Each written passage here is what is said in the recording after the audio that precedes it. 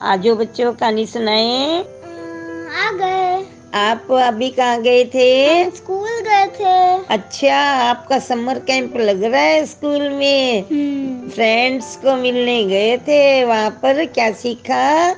Dance सीखा और बहुत सारी बातें सीखी। चलो तो मैं आपको कहानी सुना देती हूँ। कौन सी वाली? स्कूल के बच्चों की कहानी, ठीक है। एक स्कूल में 4 दोस्त थे, एक ही कक्षा के थे। वो वहाँ का स्कूल जो था वो 12वीं तक का था, +2 तक। वो साथ साथ ही पढ़े, छोटे से बड़े हो गए। उस समय उस शहर के अंदर एक होटल था, एक ही होटल था, क्योंकि शहर तो छोटा था। अब पुराने जमाने में होटल वगैरह तो होते नहीं थे, एक ही होटल था। अब जब 12वीं कक्षा की उन्होंने परीक्षा दे दी तो चारों दोस्तों ने क्या डिसाइड किया कि हम चाय नाश्ता इस होटल में करेंगे। ये लग्जरी होटल है, अपने को भी अच्छा लगेगा। अपने ये यहाँ पर इस स्कूल की आखिरी मुलाकात होगी। तो उन्होंने चारों ने पैसे जुटाए, चारों ने पैसे इकट्ठे करके 40 रुपए इकट्ठे हुए उनके पास। रविवार का दिन था, 10:30 बजे थे और चारों साइकिल से होटल पे पहुंचे। उस जमाने में मोटरसाइकिल तो होती ही नहीं थी, किसी किसी के पास स्कूटर होता था। मोटरसाइकिल तो बहुत धनवान लोगों के पास होती थी। तो वो साइकिल पे चारों के चारों वहाँ होटल में पहुंचे। उनका नाम क्या था? सीताराम, जयराम, रामचंद्र और रवि शरण। चाय नाश्ता करते करते बातें शुरू होगी उनकी। उन चारों ने सर्वसम्मति से ये फैसला किया कि 50 साल के बाद हम 1 अप्रैल को यहीं पर इसी होटल में मिलेंगे। चाहे कोई कहीं पर गया हो, चाहे कोई विदेश गया है, चाहे कोई कनाडा, कहीं अमेरिका, चाहे कोई किसी हैदराबाद, बॉम्बे कहीं गया हो, लेकिन हम 50 साल के बाद इसी होटल के अंदर खाना खाएंगे, यही मिलेंगे। तब तक हमें बहुत मेहनत करनी है। हम खूब मेहनत करेंगे और बड़े बड़े अफसर बनेंगे। ये सारी बातें जब वो कर रहे थे तो उस होटल में उनको जो चाय नाश्ता परोस रहा था, उस वेटर का नाम था रामू। वो रामू सारी बातें इनकी सुन रहा था। उसने ये कहा कि जो दोस्त उस दिन बाद में होटल आएगा, यानी जो सबसे लास्ट में आएगा, उसको क्या होगा? सारा बिल देना पड़ेगा। चाहे खाया, चाहे पिया, कुछ भी किया, सारा बिल कौन देगा? लास्ट वाला दोस्त देगा। उसने कहा ठीक है, अगर मैं यहाँ रहा तो इस होटल में मैं भी आप सबका इंतजार करूंगा। ऐसा किसने कहा? रामू ने। आगे की शिक्षा चारों ने अलग अलग शहरों में की और जो सीताराम था वो शहर छोड़कर पढ़ाई के लिए अपने फूफा के पास चला गया। जयराम भी कहीं और चला गया। ऐसे चारों ने अलग अलग कॉलेजों में दाखिला ले लिया और अलग अलग शहर में पढ़ाई करने लग गए। आखिर रामचंद्र भी शहर छोड़कर चला गया। दिन, महीने, साल ऐसे ही दिन निकलते गए। बहुत साल बीत गए। 50 सालों के बाद उस शहर का जो हुलिया था वही बदल गया। बढ़िया बड़ी बड़ी सड़कें हो गई, जगह जगह हरे हरे पेड़ हो गए, खूब नए नए होटल बन गए। पहले तो एक ही होटल था, फिर बड़े बड़े होटल बन गए और लोगों ने बड़ी बड़ी कोठियां डाल ली। अब 50 साल के बाद फ्लाईओवर जो था वो बन गया, हाईवे के लिए फ्लाईओवर बन गया। और ऐसे करते करते वहां पर आबादी भी बढ़ गई। आबादी क्या होता है? आबादी खूब सारे जो जनसंख्या होती है वो बढ़ गई। अब खूब सारे लोग वहां पर नए नए आकर भी बसने लग गए। 50 साल के बाद जो उन्होंने टाइम फिक्स किया था भी 1 अप्रैल को यहाँ पर हम इकट्ठे होंगे, तो दोपहर का टाइम था। एक बहुत बड़ी लग्जरी कार होटल के दरवाजे पर आई, उसमें से सीताराम कार से उतरा और पोर्च की ओर चलने लगा। सीताराम के पास अब 3 ज्वेलरी शोरूम थे, तो वो सीताराम होटल के मालिक रामू जो था वो तो सेठ बन गया। दोनों एक दूसरे को देखते रह गए, क्योंकि वो भी बूढ़ा हो गया था और ये भी बुजुर्ग हो गए, पर वो एक दूसरे को पहचान गए। अब जो देख, कहाँ तो वो वेटर था, कहाँ वो उस जो होटल था उसका मालिक बन गया। तो दोनों एक दूसरे को देखते रहे।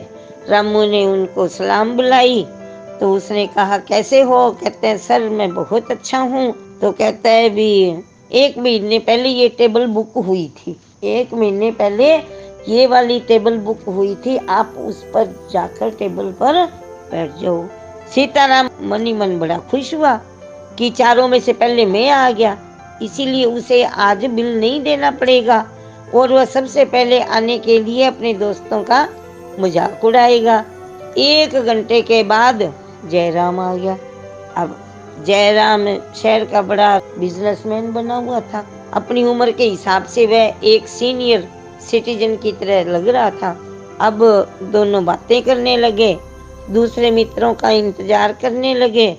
तीसरा मित्र रामचंद्र आधे घंटे के बाद आया। अब उससे बातें करने पर दोनों को पता चला कि रामचंद्र बिजनेसमैन बन गया है। तीनों मित्रों की आंखें बार बार दरवाजे पर लगी जा रही थी, भी अपना चौथा मित्र रवि शरण कब आएगा। इतनी जो रामू था उसने कहा कि सर रवि शरण सर का मैसेज आया है कि तुम लोग चाय नाश्ता शुरू करो, मैं आ रहा हूँ। ठीक है। तीनों 50 साल के बाद एक दूसरे को मिलकर बहुत खुश हुए। उन्होंने इधर उधर की खूब बातें करी, खूब मजाक उड़ाई, कई घंटे तक बैठे रहे। लेकिन जो उनका चौथा दोस्त था वो नहीं आया। अब जो रामू सेठ था, जो होटल का मालिक था, उसने रवि शरण का मैसेज आया है, आप तीनों अपना मनपसंद मेन्यू चुनकर खाना शुरू कर दो। खाना खा लिया तो रवि शरण तो दिखे ही नहीं। बिल मांगते ही तीनों को जवाब मिल रहा था कि ऑनलाइन भुगतान हो गया। शाम के 8 बजे एक युवक कार से उतरा और भारी मन से निकलने की तैयारी कर रहे। तीनों मित्रों से के पास पहुंचकर तीनों उस आदमी को देख रहे थे। क्या कह रहे थे? कहते भी हम तो हमारे दोस्त का इंतजार कर रहे हैं और वो अभी तक नहीं आया। तो उस युवक ने कहा कि मैं आपके दोस्त का बेटा यशवर्धन हूँ और मैं इस जिले का कलेक्टर हूँ। उसका लड़का कलेक्टर बन गया। अब एक दोस्त बिजनेसमैन बन गया, उसने तो ज्वेलरी शोरूम खोल लिए। ऐसे करते करते चारों मित्र अलग अलग पोजीशन पे थे। अब चौथे मित्र का लड़का बन गया कलेक्टर। पिताजी ने मुझे आज आपके आने के बारे में बताया था। उन्हें इस दिन का इंतजार भी था, लेकिन पिछले महीने एक गंभीर बीमारी के कारण उनका निधन हो गया। उन्होंने मुझे कहा था कि तुम देर से जाना। क्या कहा था? कि तुम देर से जाना। क्यों? क्योंकि वो बैठकर बातें करेंगे। 50 साल के बाद 50 कितना 50 सालों के बाद वो मिल रहे हैं, तो वो मिलकर एक दूसरे के साथ बातें करेंगे, मजाक करेंगे। अगर उनको पहले पता लग गया उस चौथे दोस्त का तो निधन हो गया, तो वो कोई बात भी नहीं करेंगे। तब उन्हें पता चलेगा कि मैं दुनिया में ही नहीं हूँ, तो वो कोई इधर उधर की फिजूल बातें नहीं करेंगे, कोई खुशी नहीं मनाएंगे और मैं उनकी खुशियाँ छीनना नहीं चाहता। इसीलिए उन्होंने मुझे देर से आने के लिए आदेश दिया था। उन्होंने मुझे उनकी ओर से आपको गले लगाने के लिए कहा था। आपस में लोग उत्सुकता से उनकी सारी बातें सुन रहे थे। जो रामू था वो भी उनकी बातें सुन रहा था। उसको सारा कुछ पता था क्योंकि कलेक्टर ने सब कुछ उसको बता दिया था। अब तीनों दोस्त और उनका बेटा चारों वहां से उदास मन से चले गए। जिंदगी भी एक ट्रेन की तरह है, जिसका जब स्टेशन आएगा उतर जाएगा। वह जाती है तो सिर्फ धुंधली सी नजर हो जाती है। ट्रेन चली जाती है और सवारियां वहां पर रह जाती हैं। तो सिर्फ और सिर्फ आपको हमेशा अपने दोस्तों को भूलना नहीं चाहिए। होली पर, दिवाली पर ही मैसेज नहीं करने चाहिए। जैसे भी हो आपको हमेशा उन्हें स्वस्थ रहने के लिए और शुभ आशीष देने के लिए प्रतिदिन मिल तो नहीं सकते, परंतु सुप्रभात का मैसेज जरूर देना चाहिए। इससे क्या पता लगता है कि आप खुश हैं और हमेशा खुश रहेंगे। आपके परिवार के बारे में जानकारी मिलती रहेगी।